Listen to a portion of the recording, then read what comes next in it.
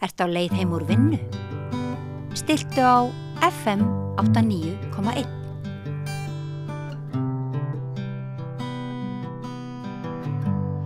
Já, komið sæl og blessuð og velkomin í vikulega fjölmiðla umræðu. Við höfum allar götur frá áramótum verið hér vikulega með alls konar umræðu fjölmiðlun. Ég held að hún hafi hafist á því að ég varpaði fram þeirri spurningu hvort fjölmiðlun væri hreinlega dauð. Það væri svo illa komið fyrir henni, þetta væri bara búið spil. Og það nú ansi margir sem að líta þannig á að staða fjölmiðla hafi kannski ekki mjög langt skeið verið veikari heldur en einmitt núna. Og þá ég ekki bara að tala fjárhagslegar forsendur þess að reka fjölmiðil heldur líka steðja alls konar ógnir að fjölmiðlum. Og stundum breytast viðhorf almennings í þá átt að jafnvel bara mikilvæg blaðamennska fordæmd. Ég ekki að segja að slíkir tímar séu uppi núna, en það ágætt að ræða fréttamennsku, blaðamennsku, gildi fréttamennsku, hvað góð blaðamennska og hvað vond blaðamennska. Við höfum núna síðustu vikur tekið eftir því að virkir í athugasemdum hafa fordæmt fréttaflutning. Eitt málið Garðabæjarmálið svokallaða, þar sem að áttræðumaður lést að talið með voveiflegum hætti, og annað svona mál mál Ástu Lóu og hvort Ríkisútvarpið sýndi þar ömurlega hegðun í þeirra fréttamennsku, eða hvort Ríkisútvarpið var bara akkúrat að gera það sem að fjölmiðlar að gera. Nema það að stundum erum við með fjölda fólks hérna í settinu og umræðu sem að 5-6 blaðamenn eða aðrir taka þátt í, en í dag þá ætla ég að ræða við fréttastjóra DFF, hann heitir Ágúst Borgþór Sverrisson. Vertu velkominn. Takk fyrir. Sko, þú heyrðir kannski á inngangnum að ég nefndi þarna 2 mál sem að hafa svona verið á milli tannana hjá fólki. Já. Og þið á DFF, ég teki eftir því að þið hafið, ég veit ekki hvort ég get sagt að þið hafið verið í ákveðnu forystuhlutverki í þessari Garðabæjarumfjöllun, en maður tekur líka eftir því að fólk svona ekkert, menn eru misánægðir með ykkar blaðamennsku. Bara áður en við förum í einstök mál, eruð þið með það alveg á hreinu hvaða viðmið skuli nota þegar fjallað viðkvæm mál eins og manndrápsmál eða morðmál?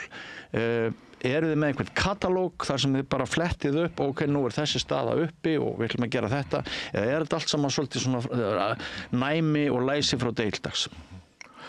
Já, ég ætla að byrja á léttum nótum að lýsa yfir ánægju minni að vera komin í viðtal við þessa frábæru stöð sem nú svona aðal útvarpsstöðin mín í bílnum. Gaman að heyra. Og mikil fjölbreytt og víð umræða sem hér fer fram. Og svo langar mig til að óska til hamingju með stórafmælið. Já. Svona 95% hamingju óskir, svona 5% samúðarkveðjur yfir að hafa náð þessum áfanga að vera 60. Þakka þér fyrir. Ég gerði fyrir nokkrum árum. Ég mitt framlag til þessa aldurs að mæti þessari peysu sem að mér fannst fyndin og mér var gefin í morgun. Þetta svona sprúðlandi vorgleði, æskugleði, sem mjög viðeigandi. Þakka þér fyrir, góðar óskir. Já, varðandi það sem þú spurður sko, það ekki skriflegar reglur, aðrar en siðareglur sem við förum eftir, en þetta mjög mikið hvernig við tökum bara hvert mál fyrir sig, sko. Já. Í fyrsta lagi, sko, hvenær á að birta tilteknar upplýsingar, eru það nógu traustar? Já. Nú, svo hvort og hvenar eðlilegt að nafnbirta til dæmis aðilar sem tengjast málum, viðkvæmum málum, og svo framvegis. Já. En, þá hljóma kannski svona svolítið kaldrannalega, en sko morðmál, manndrápsmál henta DFF svo lítið vel. Já, í hvaða skilningi? Af því að sko þau eru náttúrulega mjög mikilvæg og vekja mikinn áhuga, en þau eru ekki mjög stór í sniðum, sko. DFF glímir við svona þá mótsögn að vera eiginlega í senn stór og lítill fjölmiðill. Þessi stór fjölmiðill þess skilningi að þetta þriðji stærsti vefmiðill landsins og þriðja stærsta vefsíða landsins og með gífurlega mikið lestur.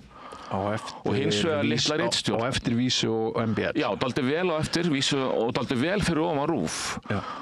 Sem áhugavert. Já, og þetta þessi 4 netmiðlar sem fólk að lesa. Hinir í rauninni með fullri virðingu. Heimildin til dæmis ágætur og mjög merkilegur áskriftarmiðill, en þá ná hinir ekki máli, sko. Þetta er bara hreina lestartölur. Já. En samstöðin.is og sína spretti. Já, klárlega, en þetta aðalega besta útastöðin, sko. Þannig að það þarf, sko, þetta rúmlega 10 manna ritstjórn hjá okkur. Já. En það þarf oft ekki nema einn duglegan blaðamann til að fjalla svona voveifleg mál, sko. Nei. Og þannig að þetta er það, sko, að nú siðaregluna kveða á að valdi ekki óþarfa sársauka til dæmis. En það er líka mjög mikilvægt, sko, að vera ekki svo tillitsamur að maður sé í rauninni, hvað maður segja, að maður sé í rauninni sko ekki uppfylla skyldu sína, upplýsingaskyldu. Vegna þess að sko mandrafsmál geta verið mjög viðkvæmi fjölskylduharmleikir, en þau eru aldrei einkamál, aldrei nokkuð tímann. Nei, en maður einmitt rekst ofta þennan misskilning að almenningur eða margir fulltrúar almennings telja á meðan mál viðkvæmt fyrir mjög lítinn hóp, jafnvel bara eina fjölskyldu, þá eigi halda kjafti yfir upplýsingum. Sko við höfum ákvæði stjórnarskráin fyrir helgi einkalífsins og við höfum persónuverndarlög. Svo höfum við ákvæði í stjórnarskrá tjáningafrelsi og við höfum lög fjölmiðlafrelsi og skyldu fjölmiðla. Og út úr þessu kemur það og líka bara varðandi hvernig síðan fungera réttarfarslega þessar stofnanir sem þessu tengjast, eins og síðan blaðamanna og dómskerfið, að sko friðhelgi einkalífsins verndar þig ekki frá því að það sé greint frá því að þú fremur morð, sko. Það er bara aldrei nokkuð tímann. Nei. Og síðan náttúrulega sko gerendur til dæmis undir lögaldri vildi ekki nafngreindir. En sko núna vill svo leiðilega til og óheppilega að morðum hefur farið fjölgandi. Já. Undanfari misseri. Það er alltaf góðsinn tíð fyrir ykkur. Já, það er bara svolítið þannig að það sem tekur náttúrulega völdin hjá manni þegar svona kemur upp er frétta þorstinn, sko, og það maður líka að gera skyldu sína. Það er ekki þannig að blaðamaðurinn fari bara að gráta því að málið svo sorglegt og geti ekki unnið, sko. Hins vegar náttúrulega sum mál sem smá saman verða svo óhugulega þau fara svona að sækja á mann, sko. Þetta til dæmis í hugur Rauðagerðismálið. Já. En ég hef svona ég hef rekið mig á það og ég var svolítið hissa hvernig í sumum málum að viðhorf almennings gagnvart fréttaflutningi eru neikvæð. Og það oft hjá fólki sem samt hvað ötulast við að lesa fréttirnar, sko. Og skrifum þar. Mér dettur í huga að þú hafi verið kallaður hrægammur og þú njótir þess að róta í sorpblaðamennska og svona róta í sorpunu. Allt þetta. Sko, en ef við tökum bara, ég má fara í einstök dæmi eins og þetta Garðabæjarmál. Sko, það sérstaklega þetta 2 málum, það þetta mandrap í Garðabæ og svo bassmorð á Nýbýlavegi í janúar 21. Nei, 24. 24, já. Sko, varðandi Garðabæjarmáli, það í hugsi bæði varðandi upplýsingagjöf lögreglu og svo afstöðu virkra athugasemdum. Sem ég tek alls ekki nærri mér, sko. Maður þarf að náttúrulega, maður má ekki loka gagnrýni, sko, ekki brynja sig fyrir henni, maður þarf að taka, en hún stundum svo marklaus að maður getur ekki í rauninni tekið hana nærri sér. Sko, ég vil taka fram að ég á yfirleitt góðum samskiptum með lögreglu og lögregla vinnur sín mál af alúð og að gera sitt besta. Lögregla fulltrúar lögreglu þurfa að gæta þess að gefa ekki upplýsingar sem geta spillt rannsókn málsins. Og lögregla veit það og dregur þau mörk, sko. Fjölmiðlar hins vegar eru sérfræðingar í því að vita hvað á erindi til almennings og hvað ekki. Já, í fullkomnum heimi. Já, þannig á þetta að fungera. Í Garðabæjarmálinu gerist það að það útkallið og handtaka og sjúkraflutningar eiga sér stað á föstudagsmótni 11. Ég fæ ábendingu þetta, þegar ég bara út í búð, þá hringdi mig heimildamaður, ónefndur, síðdegis á laugardeginum. Varstu í fríi? Já, ég var bara í fríi. En þú veist að blaðamenn eru aldrei frí. Og ég hef samband við tengilið innan lögreglunar sem hefur með þetta mál að gera. Málið það að ábendingi sem ég fékk, hún reyndist vera algjörlega rétt, en hún var að það ótraustum grunn að ég varð að fá hana staðfesta. Ég gat ekki fara út með frétt. Vegna þess að viðkomandi vissi til dæmis ekki hvar á landinu þetta hefði verið. Ég held að þetta hefði alveg verið út á landi. Og var það langt frá aðilum máls að ég varð að fá þetta staðfest. Viðbrögð lögreglu eru þau að þau segja að við bara segjum ekkert þetta, ekki neitt, og vildi ekki staðfesta nokkuð skapaðan hlut. Segja síðan off the record þegar ég var búin að opna fyrir það að málið sé flókið, sé mjög flókið og erfitt. En það var ekki einu sinni staðfestið með að væri verið að rannsaka mannslát. Og ekki staðfestið með að neitt hafi verið handtekinn. Nú Vísir, og það kannski ekki rétt að DVF sé fórustu í þessu máli. Ég myndi samt segja að DVF næri vildi að vera fullkomlega samkeppnishæft við stærstu miðlana í svona mormálum. Síðan fer það bara eftir að missa eftir einstökum málum hversu mikið maður fær af upplýsingum. Þá Vísir var með traustari frétt eða þorði að fara út með þessar upplýsingar og þá birtist frétt seint á laugardagskvöldið. Og sem samt ónákvæmt að því að vantar upplýsingar inn í þetta. Þá hringi ég aftur í þennan aðeila hjá lögreglunni að mér minnist snemma sunnudagsmótninum og segi bara, nú verður þið bara að fara að setja á tilkynningu, þetta komið á Vísi, og þá kemur tilkynningin. Og í tilkynningu þá kemur bara ljós að þegar ég hringdi í lögregluna laugardaginn, þá var manneskja búin að vera í gæsluvarðhaldi í sólarhring. Það var búin úrskurðið í gæsluvarðhald. Þannig að þegar ég hringdi á laugardaginum, af hverju gat lögreglan ekki sagt við mig, já, við erum að rannsaka mannslát og það aðili í gæsluvarðhaldi. Ég get ekki séð hvernig það hefði getað spillt rannsókn lögreglu. Hver sá sem hefur einhvern tíma lesið Norræna reyfara, hann kannast við þessa klisju og það sjónar hugur lesandans alltaf hjá lögreglumannunum. Helvítis fjölmiðlarnir byrjaðar að hringja og ekki segja það neitt, sko. En það auðvitað ekki, það á að draga mörkin ekki, þarna fannst mér mörkin ekki vera dregin á réttum stað. Ég hef oft verið alveg sáttur við upplýsingagjöf lögreglu og samskipti við lögreglu og vil endilega halda þeim samskipti sem bestum, en það væri svona vinsamleg ábending mín til lögreglu að draga ekki mörkin þannig að segja bara aldrei neitt, sko. Og hefur þið fundist að tregða innan lögreglunar, hvað varðar upplýsingagjöf, að hún hefur aukist? Ég veit ekki hvort það hefur aukist. Það nýlega hættur maður sem var yfirlögregluþjónn á rannsóknardeild lögreglunar í Reykjavík höfuðborgarsvæðinu, hann Grímur Grímsson. Ég var yfirleitt alltaf mjög sáttur við hann, sko. Við mistum hann á Alþingi. Og ég var nú bara að lesa yfir fréttir þar sem ég eru byggðar á viðtölum við hann og ég hugsaði með mér, hann verður að koma aftur. En ég skil það mjög vel að lögreglan vil ekki taka neina áhættu með að setja út upplýsingar sem geta spilt rannsókn, þó hann væri. En þarna var viðkvæðið svolítið mikið svona, þetta svo viðkvæmt. En það verður að fara út samt. Það sem ég finnst áhugavert við þessa frásögn þína og upplifun að mér finnst hún ríma við það sem að mjög margir tengja við sem vinna í blaðamannastétt. Að bara svona heilt yfir þá sé séu talsmenn, upplýsingafulltrúar og þeir sem að eiga starfa fyrir stofnanir ríkisins og þeir sem hafa skyldu til þess að tala við almenning, lögbundna skyldu í gegnum blaðamenn, að þeir taka sér orðið, finnst mér, sífellt meira geðþóttavald og stundum skákað í því skjóli að þetta sé, þeir þurfi að sýna nærgætni, fjölmiðlum einmitt sé ekki treystandi til þess að vega og meta og hafa eigin dómgreind.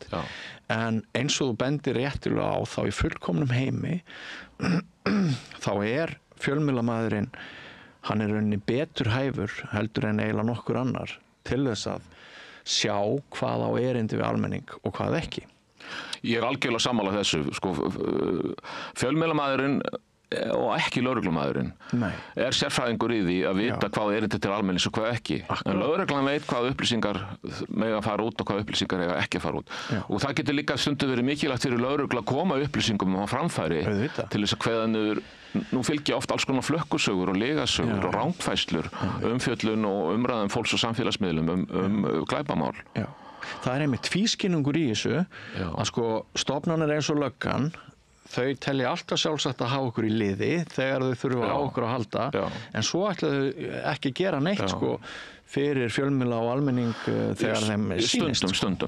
Ég vil vísu vera sanngjarn að því stundum ég sáttur. Þetta fer bara, sko, mál bara þróast með misjöndum hætti og svo þetta náttúrulega misjönd fólk, sko, sem að svara fyrir þetta. En annað sem pirrar mig líka, og ég hef svo sem ekki rannsakað hann, ég hef ekki tölfræði, en mér finnst tilhneigingu til þess að hafa þinghöld lokuð fara vaxandi. Stundum þarf ekki neitt til þess, sko. Nei, þetta bara að verða regla líka. Og það einhvern veginn nóg að einn sem vinnir í málinu, einn réttargæslumaður biðji það, þá bara lokað, sko. Það er ólíkindum. Og það er ekki hægt að hafa þinghöld í morðmálum lokuð. Nei, og það svo margt sem að hægt að sko setja spurningamerki við, bara forvarnagildi og ýmislegt fleira. Þetta eru erfiðar upplýsingar, þær þurfa að koma fram. Það þurfa að koma fram. Og ég man nú eftir því að það var sko yfirleitt virkar þetta þannig þegar maður í þessi rútína sem maður að vinna í takti við réttarkerfið við fréttaöflun, að maður fylgist með dagskrá dómstólana og svo biður maður héraðssaksóknara afrétta ákæru. Leitar yfirleitt ekki til lögreglu, það mál það sem lögregla ákærandi, þá þeir oft svo ómerkilega og ófréttnefnd, það sko bara þjófnaðir eða eitthvað svoleiðis, sko. En stærri mál yfirleitt héraðssaksóknari. Og héraðssaksóknari, og ég hef mjög góðum samskiptum við héraðssaksóknaraembættið, lætum að fá afrétta ákæru, stundum búin staðreyndarhensa mikið. Taka út nöfn og eitthvað. Það önnur umræða, stundum að gert á mikið, stundum búið að taka svo mikið að maður veit bara ekki hvað stendur í ákærunni. Ég get líka sagt þér það, ég veit ekki hvernig þú byrjaðir í blaðamennsku, en fyrir 30 árum þá var þetta eiginlega aldrei gert. Það var aldrei hreinsað út. Nei, bara mjög sjaldan. Nei, sko þó ég sé nú vel við aldur eins og sumir. Þá, sko, og ég reyndur blaðamaður, en þá hef ég í rauninni, ég ekki meina maður 10 ára reynslu, sko, samfellda. Það þess að þó maður hafi verið að vinna eitthvað við að vera að skrifa allæfi, verið að vinna eitthvað í fjölmiðla, þannig að mitt tímabil í rauninni þetta meinta hneignunarskeið fjölmiðla og uppgangstími netmiðla sem núna. Þannig ég hef ekki samanburði, en kannski maður bara kannski ætti maður að vera miklu brjálæðri oftar yfir þessu, sko. Okkur fór að hraka þegar þú byrjaðir í blaðamennsku. Já, við cirka 2015, sko. og ungu blaðamaður á 60-aldri þá, sko. En sko, það með þetta að þegar þinghöldur eru lokuð, sem virðist nú bara verið í annað hvert skipti þegar ég biðum ákæru, þá vísað á dómstólinn. Og dómstóllinn, eftir mikla eftirgangsmuni mína og fullt af kurteislegum og ýttum tölvupóstum, sendi mig síðan ákæruna þegar mál hefur verið þingfest. En ég hef lent í því, sko, það var mál það sem var innrásin á heimili á aðfangadagskvöld og skotárás í Hafnarfirði, held ég lok árs 22. Og alveg skelfilegt mál, en það dónum sem betur fyrir enginn. Það voru þungi dómar. Ég var mættur þar með blaðamanni Vísis í þinghald þegar dómari sagði, það loka þinghald, það út með ykkur. Þá hafði farist fyrir að merkja það í dagskrána sem lokuð. Ástæðan fyrir því að akkurat á loka þinghald að eitt vitni af fjölmörgum, þetta var menn sem réðust með skotvopnum inn í fjölskylduboð, jólaboð aðfangadagskvöld. Svakalegt. Eitt vitni var 9 ára. Já. Og þess vegna var það nóg til að loka þinghaldinu. Eins og að blaðamönnunum hefði ekki verið treystandi fyrir því að verja þetta 9 ára gamla barn. Að sjálfsögðu hefur gert það ekki þurft að benda þeim á það. En sko þá kemur þetta með hrægaminn að mönnum eins og ykkur og DFF því séu sorpmiðill og ykkur sé ekki treystandi. Hvað segirðu við því? Eru dæmi svo vond slys að það sé kannski eitt af því sem að skýrir þessa þróun, öfuþróun? Ég held að ég get ekki séð hvernig það getur skýrt slík ummæli DFF sko. DFF hefur ákveðin svona blæ á sér og stimpil, að maður vera svona gul pressa sko. Samt sé ég og bæði hefur náttúrulega, ég myndi nú segja, þetta allt byggt á tilfinningu, það sem ég að segja. Sko, nema eitt þó örugt að DFF hefur meðvitað mildast síðustu árin. Ég tók nú bara þátt í umbreytingu á ritstjórnarstefnu þar. Svo hafa aðrir fjölmiðlar harðnað. Já. Þannig að ég sé ekkert mikið mun á frétt, að DFF-frétt morðmál eða frétt á Vísi sko. Það meiri dramatík, þetta er ákveðin fagurfræði sko. Það meiri dramatík í fyrirsögninu, hún gildislandari. Maður segir eitthvað sér hryllilegt þegar maður skrifar á gulri pressu eitthvað mál. En sko, það sem ég vil taka líka fram varandi neikvætt viðhorf almennings til fréttaflutnings af morðmálum, að það er ekki eins og við séum lent í einhverjum stormi.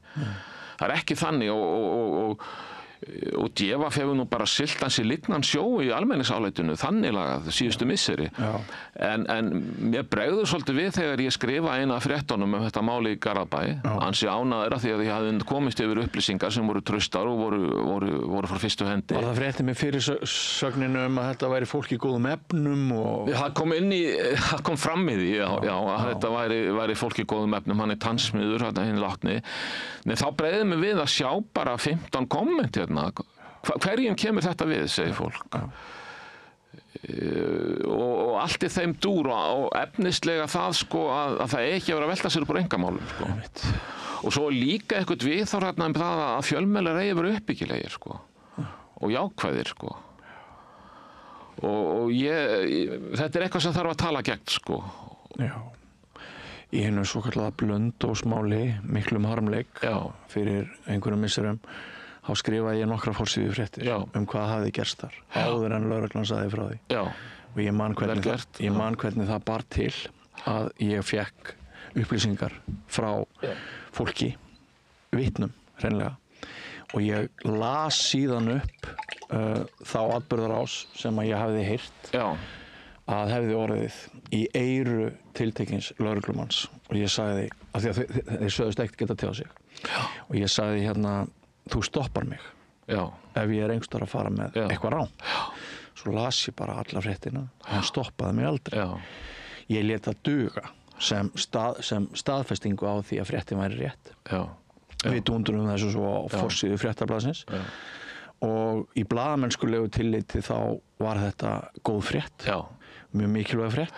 Það hefði allir verið í eitt spurningamerki hvað var að gerast á Blönduósi, en sko gleði minni, kannski ekki gleði, stolti mínu sem blaðamanns að hafa legið mjög intensíft í þessu máli, dag sem nótt, að sko þeirri tilfinningu að ég hafði staðið mig vel í vinnunni, henni var mjög fljótt hrundið með því að það voru ansi margir sem hafði samband við mig, og sumir töluð á mjög neikvæðum nótum einmitt sko það sem var svona svolítið berúsferbót sko, að fréttablaðið komið í hóp sorp tímarita og sorp fjölmiðla, og ég spurði eitthvað rangt í fréttinni?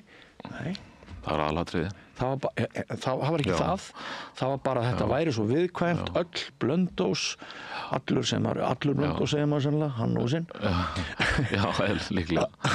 Að sko bara þá upplifði ég þetta mjög sterkt, og mér fannst breyting á því hreinlega hvað almenningur hafði miklar skoðanar á svona blaðamennsku þarna og 10, 15, 20 árum áður. Sko það er einhvern veginn, ég var í fríi þegar Blönduósmáli var, og ég man að fréttaflutningur Fréttablaðsins á því máli var mjög góður og öflugur. Sko sko, ég man eftir í sambandi við málið á Nýbýlavegi, sem móðir var barni sína bana, 6 ára barni. Að þá tjáði faðirinn sig málið á Facebook síðu sinni. Og ég hafði samband við föðurinn og hann vildi ekki segja mikið en sagði aðeins hvernig hann liði gagnvart þessu.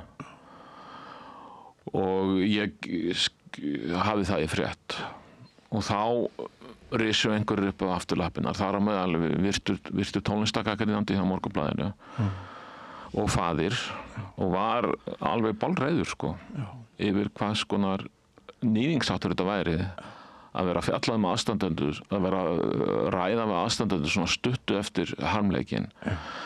Ég meina maðurinn var búinn að skrifa málið á Facebook. Hefur ekki oft sko heyrt þetta að við eigum að gefa okkur að fólk sé svo miklu uppnámi? Já, hann sagði mig þar sko, maðurinn væri ekkit sko í rauninni sjálfráður gerða sinna sko, hann væri svo... Það er svona ber okkur siðferðislega skylda til þess að láta fólk í friði. Sko staðreyndin er svo að fjölmiðlar á Íslandi meðan við erlendis eru nærgætnir í svona málum. Ég meina ef við tökum þetta mál í Garðabæ, ég sæi fyrir mér að strax á fyrsta sólarhringnum að það hefði verið búið að bara umkringja húsi með sjónvarpsbílum sko, ef þetta hefði verið einhvers staðar erlendis, eins og Englandi og Bandaríkjunum. Þar hefði verið setu fyrir nágrönnum og auðvitað er þetta ekki viðkunnanlegt, en það þarf að upplýsa svona mál líka fyrir almenning.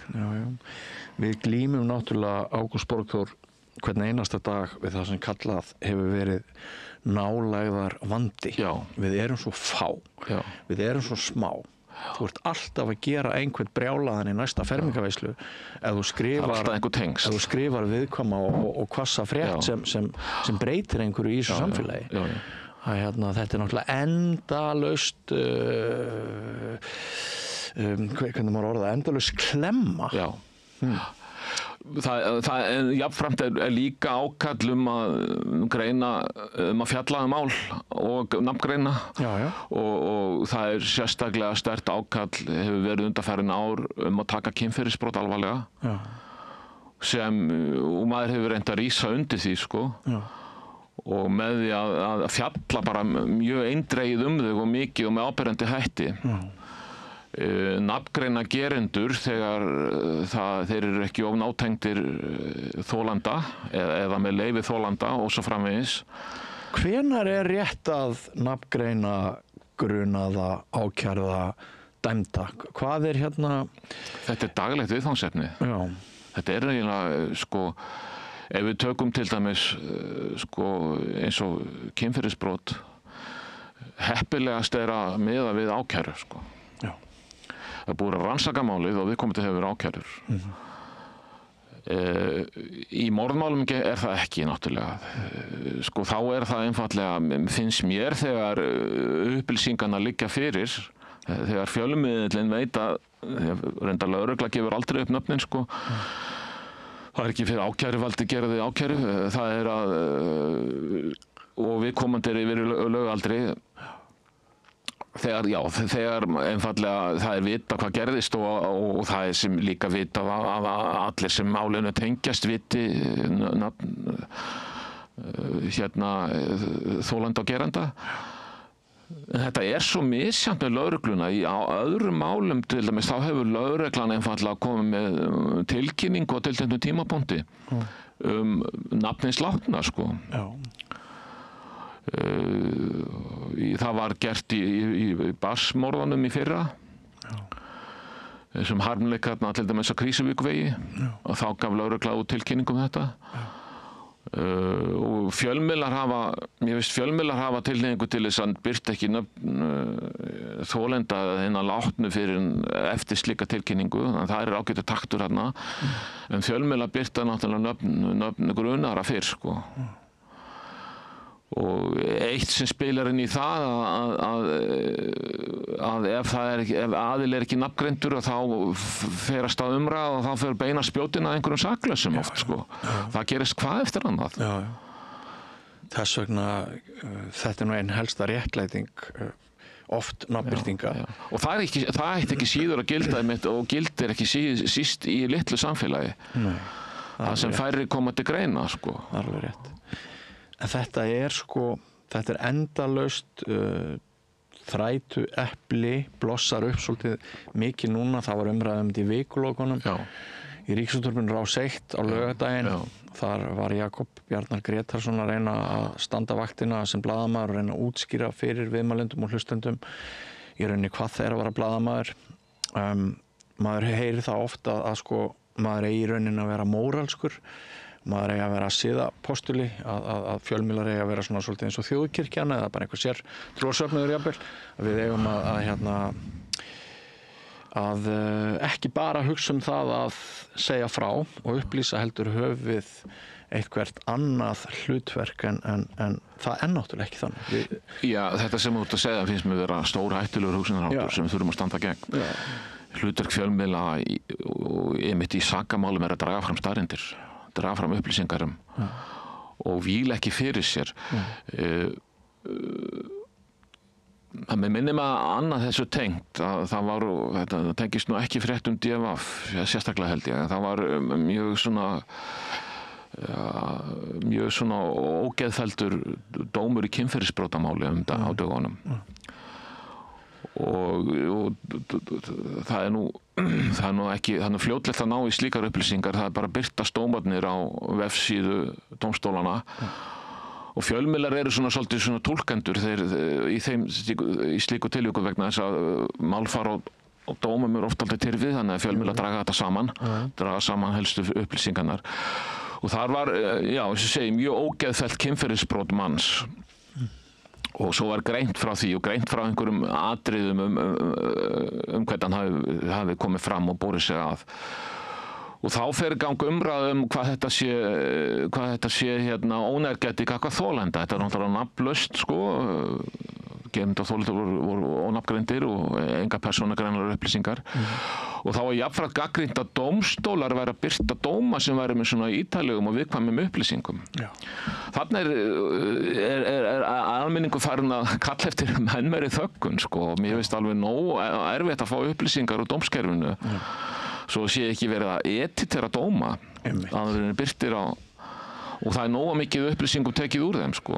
Þessi bómullarvæðing eða hvað maður kalla þetta, hún hefur náð yfir ansi margt, sko. Maður tekur eftir í bara orðræða innan veggja heimila. Hún er henn er pakkað inn í meiri bómull heldur en hvernig þá? Fullyrði ég. Bara samskipti á meðal fjölskyldna inn í húsum landsins, þau voru sko það sem að fólk komst upp með að segja, bara svona í ljósi þess að það væri í vernduð umhverfi á meðal fjölskyldunum. Maður bara sjálfur hefur tekið þátt í því að maður segir alltaf minna og minna, maður passa sig alltaf meira og meira. Reitstýrir sig í öllum samræðum. Já, maður er sjálfsreit, sko, að segja, og sko sumpart er það frábært, vegna þess að sumpart erum við þá að koma í veg fyrir erfiðar tilfinningar og svona sársauka, ef við gætum ekki orðað okkar. En sumpart er þetta alveg stór hættulegt líka. Því að sko heimurinn er brútal og hann er ekki bara fallegur, hann er bara líka ljótur og við þurfum einhvern veginn að ná yfir öll blæbrigði hans á þess að einhvern móðgist fyrir hönd einhvers og verði brjálaður. Sko, sannleikurinn er sagna bestur. Já, sannleikurinn er sagna bestur. Gamaldags málsháttur. Það snýst blaðamennskan. Já, það er kjarni blaðamennsku og ekki síst í svona málum það sem snúast einhver atvik sem eru nýskeið og vekja miklar spurningar. Ég tek líka eftir í að hann fylgir nú netmiðlum að þeir fylgjast mjög vel með lestartölum. Þær eru rauntíma. Það er langmesti lesturinn á morðmálum og öðrum ofbeldismálum er þegar það liggur ekki fyrir hvað gerðist. Því meira sem máli upplýsist, því minni verður áhuginn á. Já, ég skil. Og oft er það þannig að það er búið upplýsið svo vel að þegar réttarhöld byrja, þá er ekkert mikill áhugi á þeim, sko. Þannig að mætir maður réttarsalinn og myndir þaðan og greinum vitnisburði. Og þá jafnvel er lesendur búin að missa áhugann. Þetta tengir sennilega því að sko, ef maður heyrir af banaslýsi, þá bíður maður bara svolítið spenntur að heyra hver það var Já, jafnvel milli vonar og ótta. Já, vegna þess að líkurnar á að þú kannist við hann eða hans fólk eða einhvern sem tengist honum, þær eru bara fyrir hendi. Þar finnst mér lögregla yfirleitt vera til fyrirmyndar. Það er að segja að fyrst greint frá því hvað gerðist og síðan kemur nafni sláttan, kemur í tilkynningu þegar búið að gera öllum aðstandandi viðvart. Já, einmitt. En það er stundum vitnað í siðareglur blaðamanna. Sko fulltrúar almennings gera það stundum og eru vissir að blaðamenn séu að brjóta siðareglur. Og sko það er nú búið að taka út það ekki þetta með tillitssemina. Var það ekki bara í gömlu reglunum? Já, ég bara ruglaði þessu saman en ég held að það sé farið. Valdi ekki óþarfa sársauka, búið að taka það út? Já, er það ekki? Það er ekki farið. Af því að óþarfi, sko, það stendur, setur ekki fram órökstuddar ásakanir. En sko, umræða siðareglur blaðamanna er náttúrulega nánast bara búin að standa yfir jafnlengi eins og bara fjölmiðlamennska hefur verið stunduð í þessu landi. En það getur náttúrulega verið matskennt hvenær sko blaðamaður er að vinna nauðsynlega vinnu og hvenær hann er að gera eitthvað sem stendur utan hins nauðsynlega. Og það hafa komið tímabil þar sem að sko blaðamenn hafa verið kærðir töluvert mikið til siðanefndar. En sko ég held að niðurstaðan úr því sé svo auðvitað með undantekningum að sko mjög oft þegar fólk heldur að blaðamenn séu að brjóta siðareglur eru blaðamenn ekkert endilega að brjóta siðareglur. Já, ég geti trúið því. Ég hef oft verið kærður til siðanefndar og ég hef aldrei verið sakfelldur. Aldrei verið úrskurðar brotlegur. Ég hef þrisvar sjálfur verið kærður til siðanefndar og einmitt aldrei verið. Ég var de facto einu sinni og þá var ég ungur og óreyndur. Það eru nokkur ár síðan. Ég var að sömuleyti sammála, ég er að sömuleyti sammála og sömuleyti algjörlega ósammála. Þetta voru nokkrir liðir. En sko það ákvæði sem ég kannski mér yfirleitt minnistæðist það er að gæta sjónarmiða sko beggja aðila, hafa samband við hinn aðilann. Það á að alls ekkert alltaf við, þá ekki við þegar ég er að segja frá því einhver sé í gæsluvarðhaldi, einhver hafi verið ákærður. En það er þegar settar fram ásakanir einhvers, þá er tiltekin aðila, þá er að leita til hans. Helst ef mögulegt fyrir fyrstu frétt, sérstaklega ef þetta er mjög alvarlegt. Og þegar fólk lætur ekki ná í sig, þá á það ekki að þýða það að það geti sloppið í fréttaflutning. Nei, svo er það matsatriði hvað á að gefa langan tíma, sko. Og það er ekkit eitthvað maður bara leggja þetta frá sér og fara að hugsa eitthvað annað og koma eftir viku, sko. Sumir virðast vera þannig en það liggur á að svara, sko. En það eru töluverð kælingaráhrif sem geta orðið af því að það sé alltaf verið að hóta manni kæru eða verið að kæra og svo veit maður það alveg að sum þessara mála hafa verið svona fordæmisgefandi með þeim hætti að ef maður hefði verið dæmdur brotlegur við siðareglur þá hefði knéfyllt kviði með því að það hefði verið höfðað máli í dómsal. Já, sko það margir nota siðanefndina til þess að testa þetta svona. Barómetur. Já, svona og kanna hvað er djúpt sko vaðið og svo fara síðan í einkamál og stefna blaðamann á fjölmiðli ef þann hefur verið úrskurðaður brotlegur við siðareglur. Það var í þessu máli þar sem ég de facto var brotlegur, hann var ritstjórinn sem var skellt ábyrgðin á þeim tíma. Þá komu kröfubréf en svo bara var því ekkert fyllt eftir. Það var aldrei stemt. Sko. Það getur farið ansi mikil tími í að verjast, það veltur svolítið á því hver það er sem kærir. Ef þetta eru korporískar það var nú mál sem samstöðin lendi í það sem var það voru fyrirtækja eigendur sem stemdu, það hefur nú kostað mikla fyrirhöfn að verjast í máli en það vannst sigur. Það fór mjög mikil tími, orka og peningar. Já, það er alltaf sorglegt, það er mjög vont. Almenningur þarf svolítið að vera á tánum yfir því hver er það sem kærir og hvers vegna. Hvar liggja hagsmunirnir. En varðandi fjölmiðlalæsi almennings og hvað hjóla oft í okkur og finnst við vera bara mannhatarar og algjörar skepnur og eru bara mjög hissaði þegar hitta mann bara með barnabarnið hérna niður í bæ og sjá að maður bara venjulegur Íslendingur bara ágætist náungi sko af því það svo oft verið að skrimsla eða blaðamenn að hver leið fjölmiðlana til þess að bæta segi ég eða auka fjölmiðlalæsi og svona fá fulltrúar hópi almennings til þess að stökkva síður á blaðamennina sem gerendur alls íls af því það mjög bara það bara viðtekin venja að þú bara yfirfæri gremjuðinn á blaðamannin sem segir frá mjög oft. Sko, ég veit það ekki fljótu bragði, sko. Það kannski bara birta mikið af fjölmiðlapislum. Tala meira fjölmiðla eins og þú ert að gera hér. En þessi gagnrýni sem ég að ræða þegar virkum í athugasemdum, sko, ég tek hana ekki með nærri mér, sko. Mér var stærnda svolítið óþægilegt þegar tónlistargagnrýnandinn var mættur hérna út af Nýbýlavegsmálinu í fjölmiðlanörda og var að blása í herlúra en svo einhvern veginn dó það bara út sko. Þetta auðvitað hvimleitt sko en eins og ég segi það einhvern veginn það heggur ekkert mjög nálægt manni þó að það séu þessi ummæli í kommentakerfi yfir það sem verður að skama þegar maður hefur hreina samvisku og veit að maður er að gera rétt en aðalega bara undrast ég það. Já, stundum bitnar þetta á fjölskyldum hans, þetta hefur bitnað á börnunum mín til dæmis þegar var fyrir norðan á Akureyri og var að reyna stundar rannsóknir blaðamennsku á Akureyri vikublaði. Þá bitnaði alltaf stundum á börnunum mínum og jafnvel konunni minni. Það er ömurlegt að heyra. Það er eina ástæða þess að þú sérð eiginlega engin dæmi sjálfstæða krefjandi gagnrýna rannsóknir blaðamennsku út á landi. Nei, þú ert bara game over sko. Er ekki líka auðlisendur í héraði? Jú. Við spáðum nú aldrei í það sko.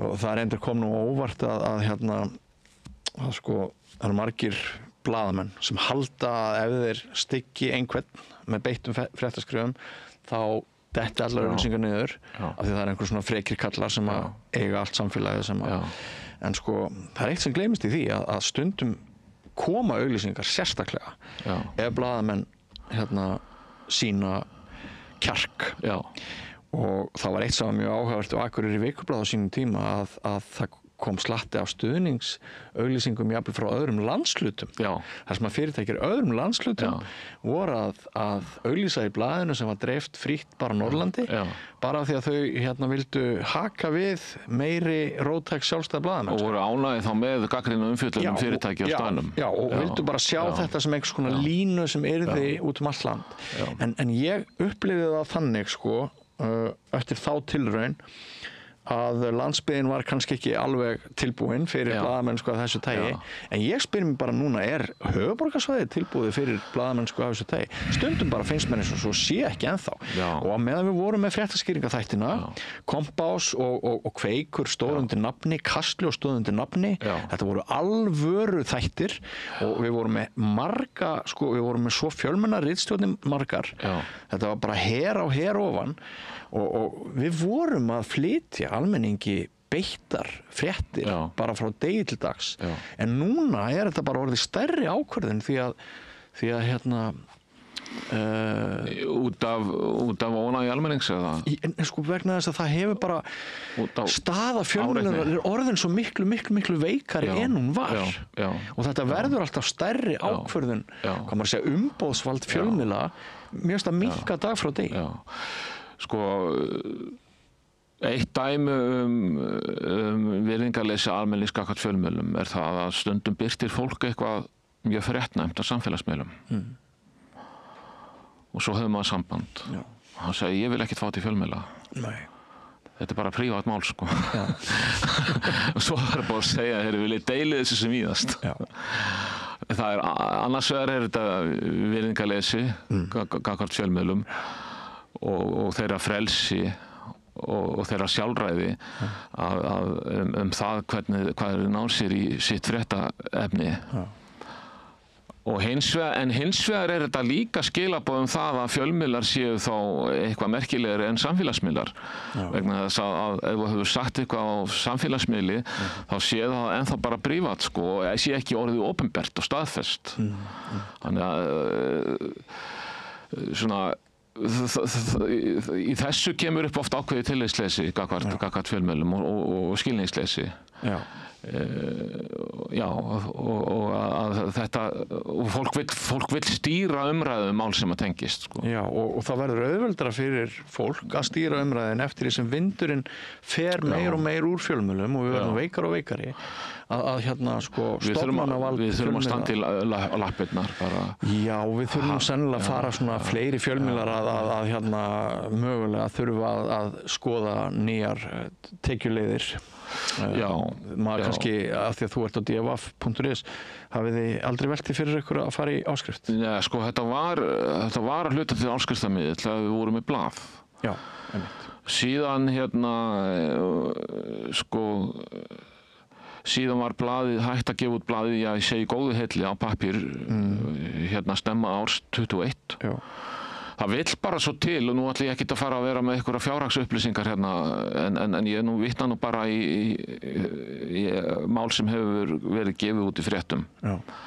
Að reksturinn í jafnvægi, sko, á dvaf. Þannig að þið þurfið ekki að grípa til neitt með Já, þess að staðan núna hefur verið undanfarin ár vegna þess að traffíkin náttúrulega, lesturinn sterkur. Já. Og svo hefur ritstjórnarstefnan mildast, sko, og svona ábyrgari. Já. Þannig að auglýsingatekjur og framlag ríkisins að þessi fjölmiðlastyrkur hefur verið duga til þess að... Skiptir ykkur miklu máli? Já, hann skiptir kannski ekki sköpum fyrir okkur, en hann hjálpar vissulega upp á. Þannig að við upplifum að þessi fjölmiðl, hann sé alveg sjálfbær, sko. Já. En eflaust þetta engin gróðalind. en náttúrulega, og ég held líka að vinsælustu netmiðlarnir eins og MBL og Vísir, og þeir sem slíkir séu alveg vel rekstrarhæfir, en þeir eru náttúrulega hluta samsteypum það sem eru óarbærari fjölmiðlar sem eru í rekstri, sko, og miklu dýrari, eins og það gífulega dýrt að prenta og dreifa blaði, sko. Og það kostar sitt að reka sjónvarpsstöðvar og útvarpsstöðvar, sko. Já.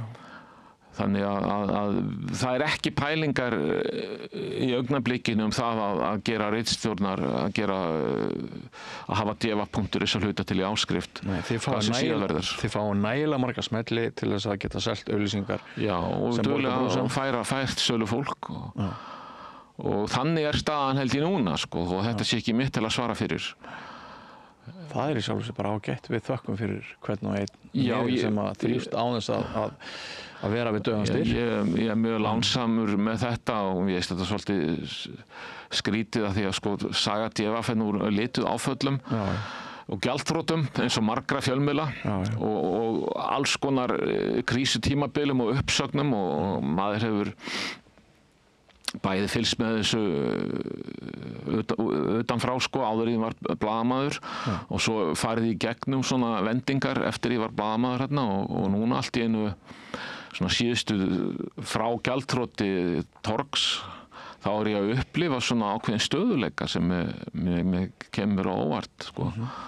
Er jákvætt, sko. Og þér þið ekki sama ef miðill eins og Samstöðin myndi hætta? Nei, ég er mjög ánægður með Samstöðina og það þessi þjóðfélagsumræða, hún svo mikilvæg, sko, fjölbreytt. Já. Við tórum á áskrifendum. Já. Þeir borga 80% af rekstri Samstöðarinnar, áskrifendur. En allt efnið opið, ekki satt? Jú, allt efnið opið, þannig að við reiðum okkur í rauninni á bara stuðning eða styrk eða hvað ég var að segja, sko.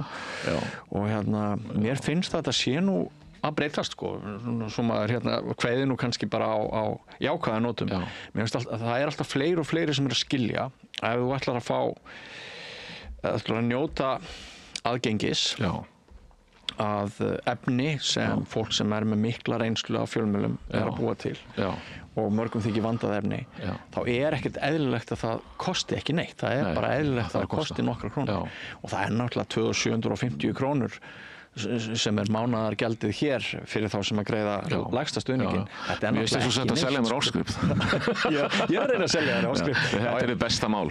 Mér langar að skjóta einmitt inn á þessum nótum að þetta er frábær peysa að því ég var að tala skilningsleysi sumra lesenda á fréttaflutningi viðkvæm mál, að ég finn líka fyrir stuðningi maður fær upplýsingar og nafnlausar heimildir frá fólki sem að styðja fjölmiðla af því það vill að upplýsingar komast á framfæri, myndefni og þess aftar þetta þekkja allir blaðamenn frá fólki sem vill fjölmiðlum vel.